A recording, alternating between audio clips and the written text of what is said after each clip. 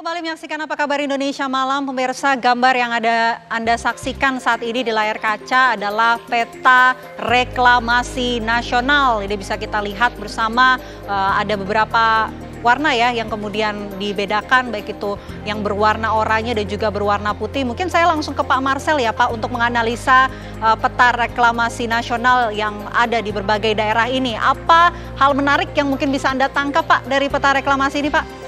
Iya, Mbak Vena ya, kalau kita amati peta ini bisa kita tarik gambaran besar bahwa titik-titik yang ada di peta itu adalah titik-titik yang jumlah populasi penduduknya sudah tinggi, dan yang kedua harga tanahnya sudah juga tinggi, Mbak. Jadi kebutuhan untuk daratan di wilayah tersebut menyebabkan adanya kebutuhan reklamasi ini. Oke. Dan penting untuk dicatat kalau dalam penelitian kecil saya khusus untuk Tangerang ini, semeternya saja developer di sana menjual kurang lebih 20 sampai 25 jutaan tuh Mbak, semeter. Jika reklamasi bisa dimunculkan sampai 535 hektar untuk wilayah tersebut, maka ada nilai yang bisa mereka dapatkan hanya dengan menjual tanahnya langsung kepada masyarakat itu 135 triliun. Baik, Mbak. Pak Marcel, ini sambil kita lihat ya, ini ada di layar kaca juga pagar laut di Tangerang, lokasinya ada di Desa Muncung hingga Paku Haji. Panjangnya ini ada 30,16 km, melintasi 16 desa di 6 kecamatan. Nah, apakah kalau tadi kita tarik ya ke proyek reklamasi nasional tersebut, masuk nggak sih ini dalam proyek reklamasi nasional sebetulnya? Ya, kalau dalam proyek reklamasi nasional yang saya lihat, memang ini masuk ya Mbak ya.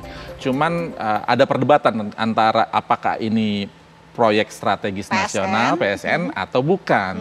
Bisa saya katakan bahwa kalau PSN itu yang Great Wall-nya Mbak, atau tembok besarnya, dan itu memanjang dari Banten sampai dengan Jawa Timur, bukan parsial seperti ini gitu. Jadi bisa saya katakan bahwa ini bukannya PSN. Bukan PSN, tapi proyek reklamasi nasional gitu. Mungkin proyek reklamasi yang sifatnya korporasi.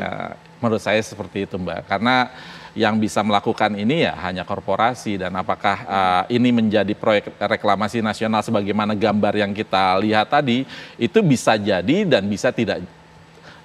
Bagaimanapun pemerintah membutuhkan biaya yang sangat besar untuk bisa melakukan hal tersebut. Karenanya pasti pemerintah mengajak korporasi atau pebisnis untuk bisa mengaktualisasi ini. Nah, di sini sebetulnya ada titik temu sedikit banyak ya Mbak, bahwa ada kebutuhan kita pemerintah untuk bisa memaksimalkan potensi yang dimiliki. Kita punya kurang lebih 90 ribuan kilometer garis pantai, sedangkan sumber daya pendanaan kita mungkin masih kurang karena memang begitu besarnya. Kita memiliki 17.504 pulau. Bayangkan kalau 17.504 pulau itu kita reklamasi semua, tentu biayanya sangat tinggi. Karenanya memang butuh pebisnis, tapi memang yang rakyat Indonesia harapkan itu jangan sembunyi-sembunyi, lakukanlah dengan gentleman, dengan langsung gitu. Kalau kamu memang mau membuat ya minta izin langsung, jangan ikuti prosesnya begitu ikuti ya. prosesnya, jangan ngakalin gitu loh Mbak. Oke, baik. Pak Alex, ini tercampur aduk nih Pak, PSN dan juga proyek reklamasi nasional. Seperti apa respon Anda? Terkait kemudian peraturan perundang-undangan yang tadi yang sempat ditanyakan sebelum break tadi, salah satu poin rekomendasi dari hasil kesimpulan rapat kami dengan Kementerian KKP pada tanggal 23 Januari itu adalah kami meminta pemerintah untuk segera melakukan sinkronisasi terkait peraturan perundang-undangan kelautan dan perikanan.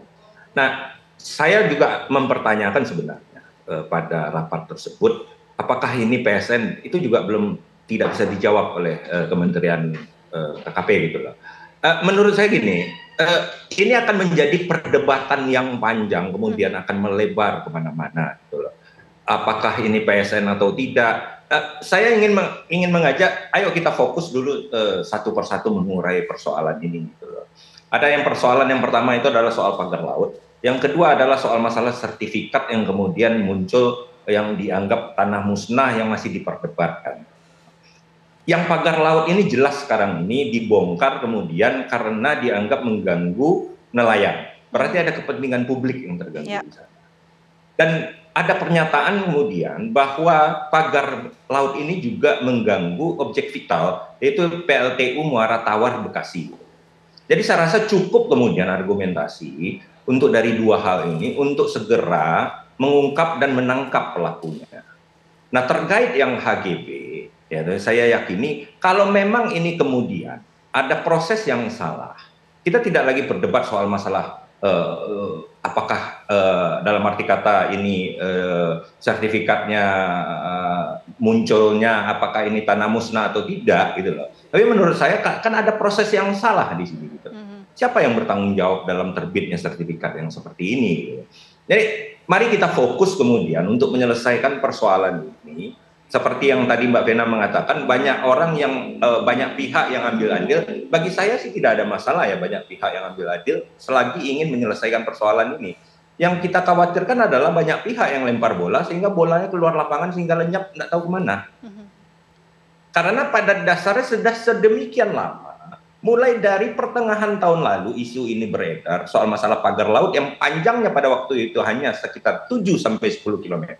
Sampai sekarang pertanyaan utamanya siapa pelakunya, siapa yang bertanggung jawab, itu tidak bisa dijawab sampai sekarang. Belum lagi kita masuk ke yang soal sertifikat tadi gitu. Yang menurut saya proses legalnya atau ilegal itu mungkin lebih rumit gitu. Kalau pagar laut yang 30, sekian kilometer, yang menurut Ibu Titi Ketua Komisi 4 itu adalah setengah tol Jagorawi, itu saja tidak bisa kita ungkap, apalagi hal yang kemudian lebih rumit daripada sekedar ini.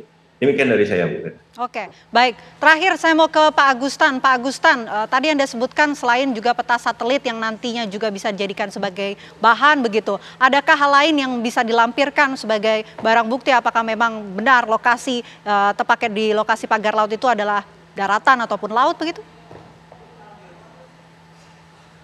Bukti fisik pengamatan ya metode penginderaan coba berbasis satelit ini yang bisa kita manfaatkan ya karena secara temporal ini sangat teratur ya memotret merekam kejadian-kejadian perubahan objek dan fenomena yang ada di permukaan bumi. Jadi mungkin itu yang dapat dimanfaatkan untuk melihat perubahan secara time seriesnya itu dari waktu ke waktu dari tahun 72 sampai sekarang. Itu insya Allah data satelit itu ada. Datanya ada dan juga siap untuk dilampirkan. Baik, terima kasih banyak Pak Agustan atas waktunya di Apa Kabar Indonesia Malam. Sebelumnya juga terima kasih kepada Pak Alex dan terima kasih juga kepada Pak Marcel. Tentu kita berharap seperti yang dikatakan oleh Pak Alex ya agar bisa fokus begitu untuk bisa menyelesaikan masalah yang ada. Terima kasih, selamat malam. Dan pemirsa kami akan lanjutkan ya, masih akan lanjutkan perbincangan kami. Masih ke Pak Marcel ya. Pak, mungkin apa yang bisa dilakukan begitu ya untuk selanjutnya menyelesaikan permasalahan yang ada khususnya untuk polemik pagar laut di Kabupaten Tangerang, Banten setelah ini?